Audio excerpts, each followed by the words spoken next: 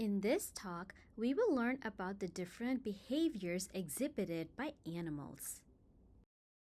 Behaviors are considered as internally coordinated responses of either individual organisms or groups of organisms to internal and/or external stimuli.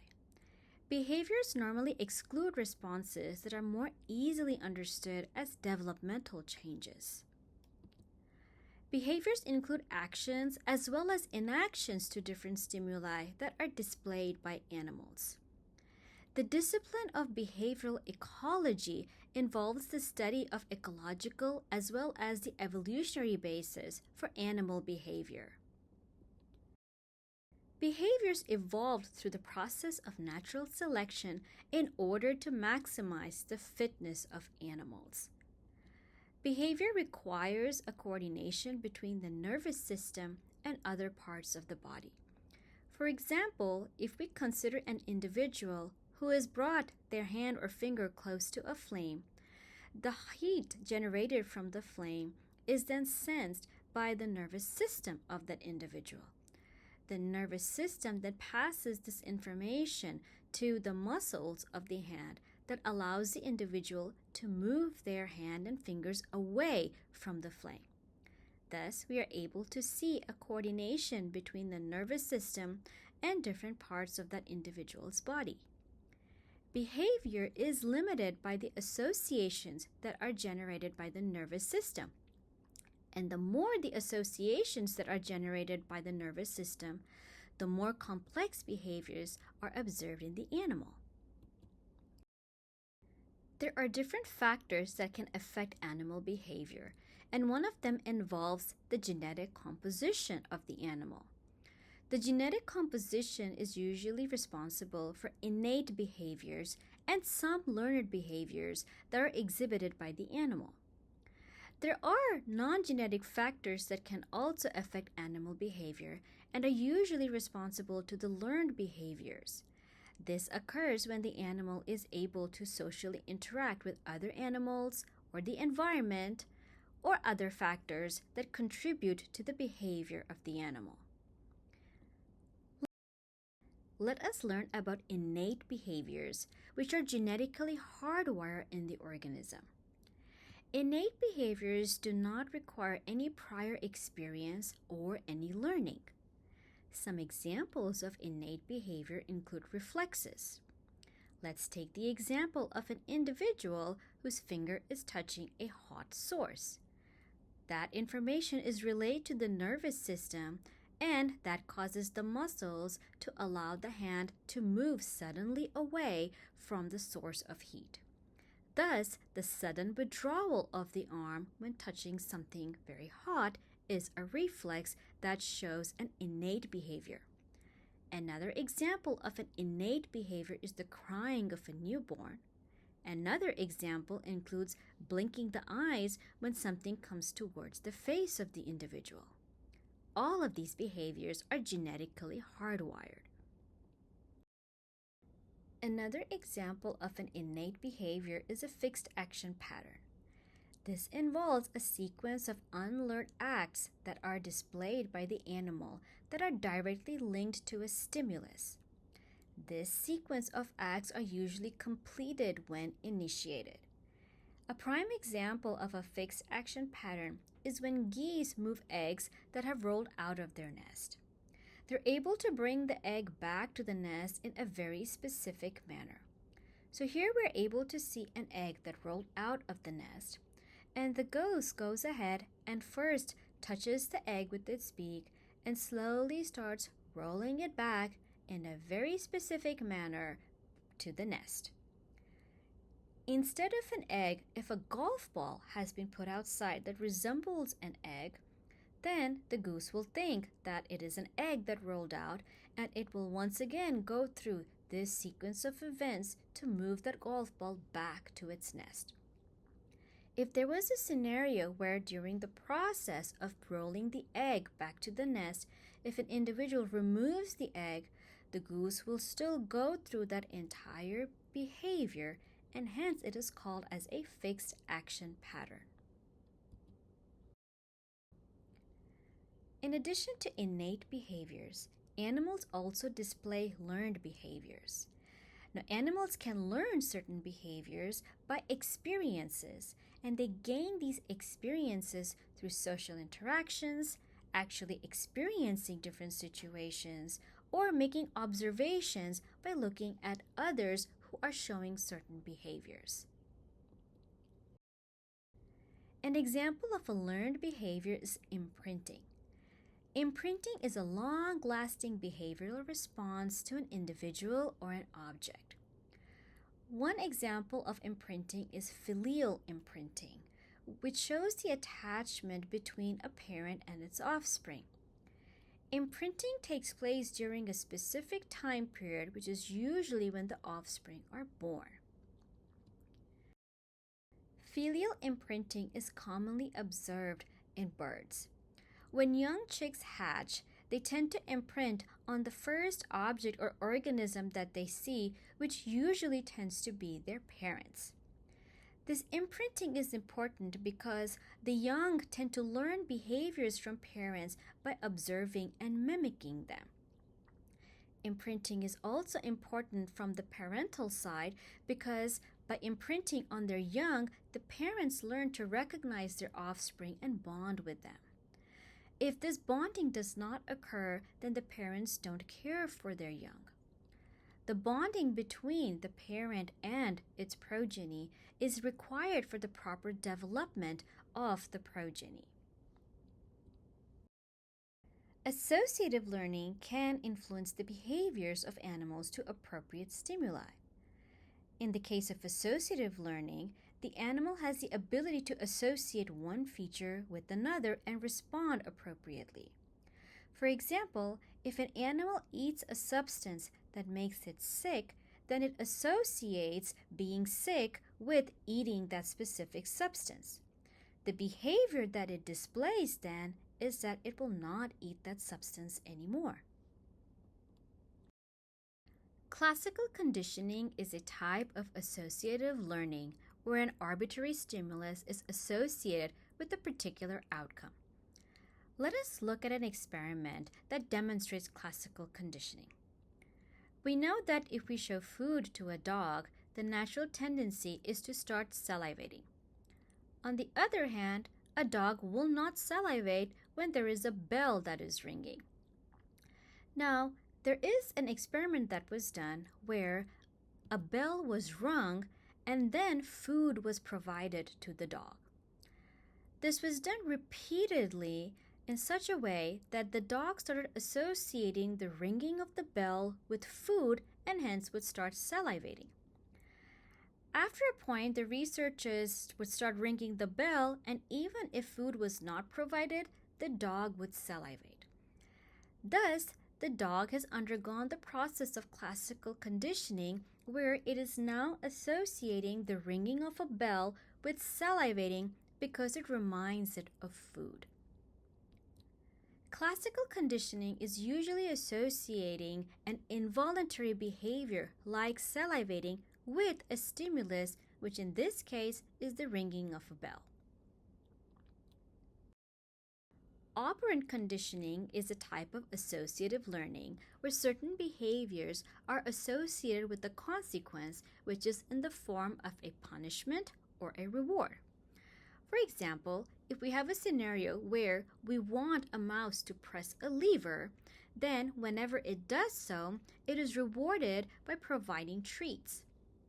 We can have another scenario where we don't want the mouse to touch the lever, and hence we can have an electrical current going through the lever so that anytime the mouse touches it, it gets an electrical shock which serves as a punishment.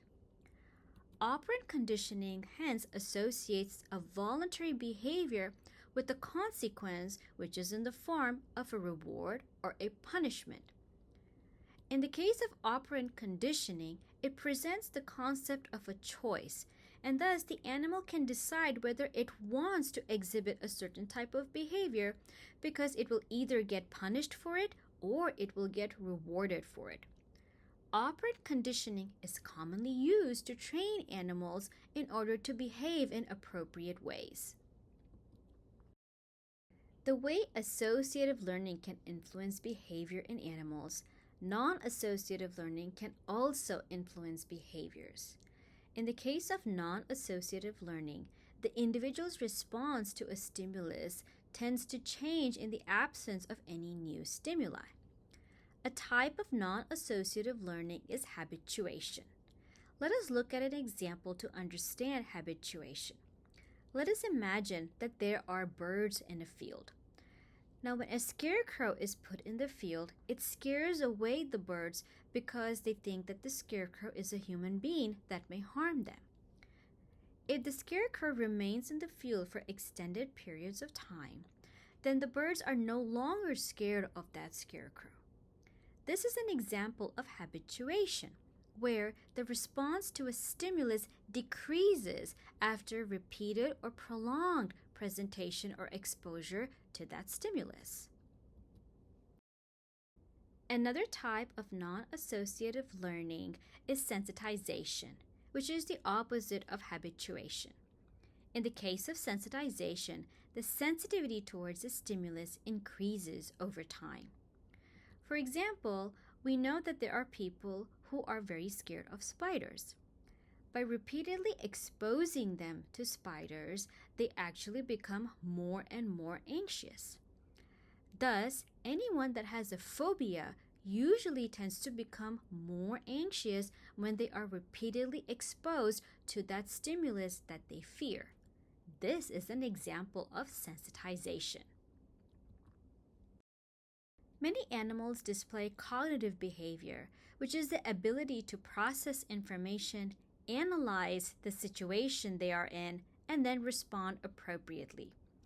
Let's take the example of a chimpanzee who is in a room with boxes as well as some bananas, but those bananas are attached to the ceiling and are hence out of reach. The chimpanzee looks around and decides to organize the boxes in such a way that he is able to climb on those boxes and reach the bananas. Cognitive behavior requires awareness, reasoning, recollection, and judgment. It demonstrates the ability to think and helps in solving problems. Cognitive behavior can be innate as well as learned. In the past, it was thought that only humans exhibited cognitive behavior, but we now know that many animals display cognitive behavior. Many animals have evolved the ability to remember their environment's spatial structure. This includes knowing what is there in the environment and being able to locate certain regions in their environment. This spatial learning or spatial awareness has influenced many different behaviors in animals. Animals that employ spatial learning have shown to have better fitness because they're able to remember certain locations like where they have stored their food. Animals tend to remember landmarks or cues present in the environment that enable them to remember locations. In an experiment that was performed, a researcher went ahead and put some pine cones in a specific arrangement around the nest of a wasp. The pine cones were there for a certain period of time, and after a certain period of time, the pine cones were moved to another region where the nest was no longer there, but the arrangement of the pine cones was similar to what was there before. The researchers found that the wasp would go to the middle of the arrangement of those pine cones where the nest was before because it was able to remember the arrangement of the pine cones, which allowed it to remember where the nest was. And thus, this shows that many times animals like to remember landmarks which serve as cues to enable them to remember different locations. The evolution of spatial awareness allows organisms to travel long distances and hence display migratory behavior. For example, many birds are known to travel long distances every year.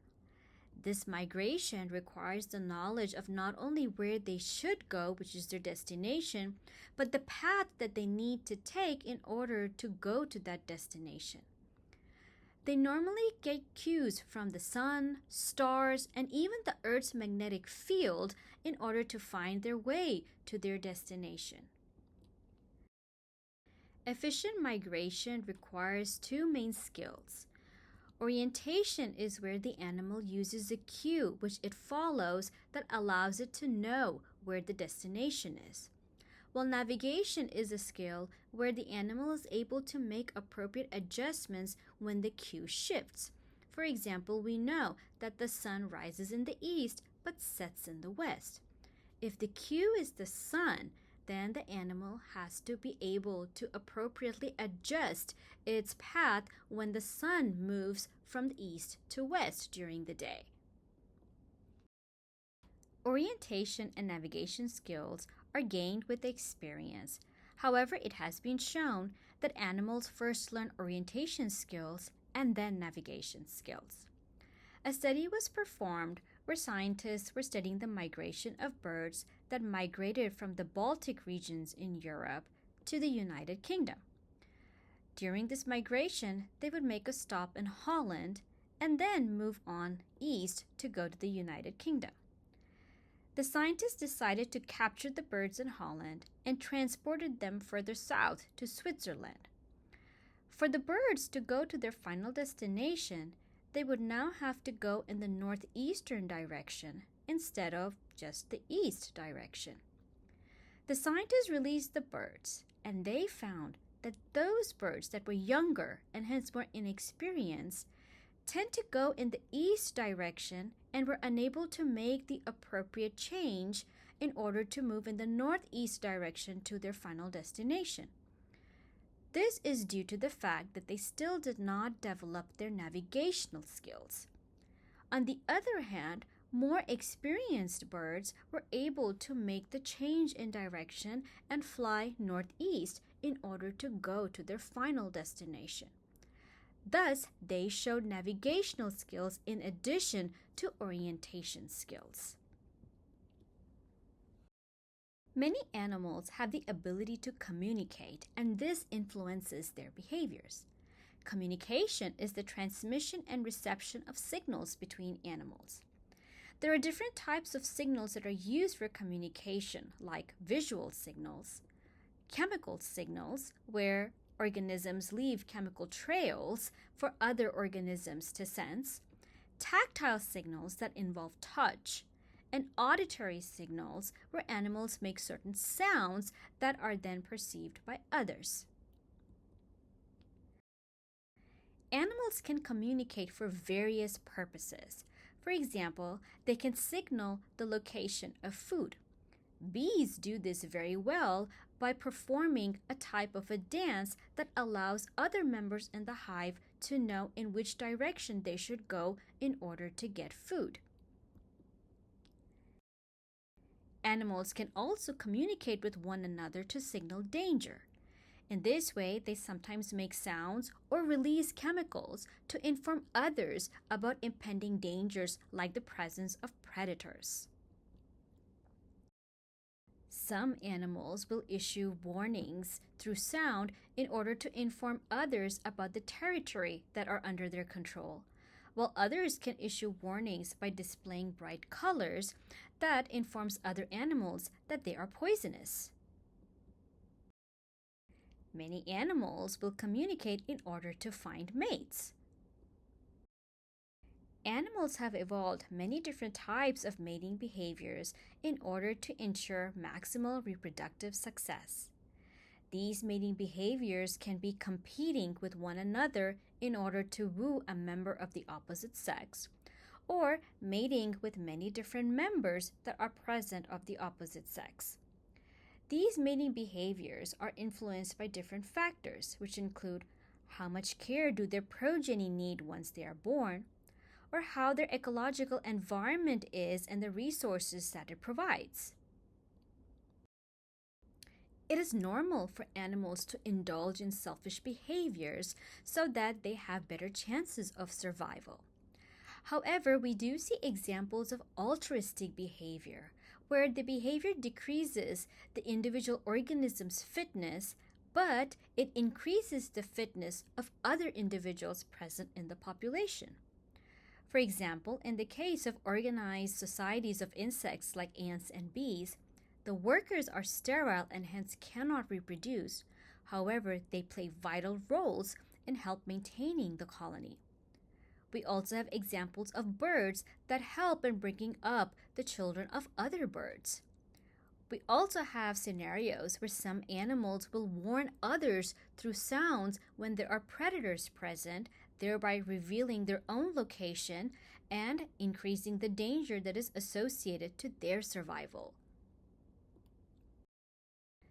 There are different types of altruistic behaviors, and some of them include kin selection, where altruism favors the reproductive success of the relatives of the organism, as well as reciprocal altruism, where partnerships are built in which there are mutual exchanges of altruistic acts.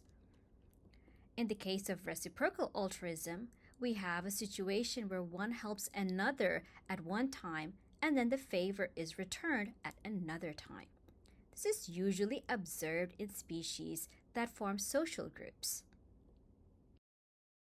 It is hard to rationalize why altruistic behaviors are selected for, since they reduce the fitness of the individual displaying such behaviors. Hence, there is indeed a selfish side to altruism. For example, in kin selection, when a bird takes care of the young of a relative, it gains experience so that when the time comes to take care of its own young, it is much more successful in ensuring that its progeny survives. In the case of insects like bees, the worker bees are very genetically similar to the queen bee. Hence, even though they are sterile, they help the queen bee to actively reproduce.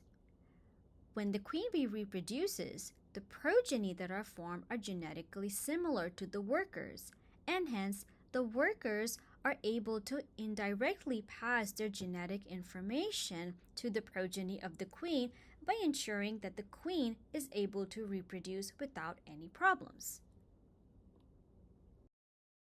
Reciprocal altruism also has a selfish side. When an individual displays an altruistic act towards another individual, there is an expectation that the favor will be returned. Individuals that do not return these favors or do not display altruism face retaliation from the social group and are usually discarded from the social group. Let us now talk about social behaviors. A society is a group of organisms of the same species that are organized in a cooperative manner. By forming societies, the organisms have certain advantages like better protection from predators because they are more in numbers and can fight predators more efficiently. They can also have increased feeding success because they can gain information on food sources from others and also get more food by working cooperatively. Different animals tend to show social behaviors and formation of societies. Insects are known to form highly organized societies. Different individuals that are part of the society are usually assigned with different tasks. The division of labor in the insect societies are usually based on size, reproductive success, etc. Vertebrates can also form societies, but these societies are less rigidly organized compared to insects. They tend to show more conflict among members, and the size, number of breeding males or females, types of mating systems in each society can be different for different species. With this, we come to the end of our talk where we learned about genetic and non-genetic factors that can influence animal behavior, types of innate behaviors, as well as factors that influence learned behaviors. We also then learned about different types of behaviors shown by animals and how they help in the well-being or fitness of animals.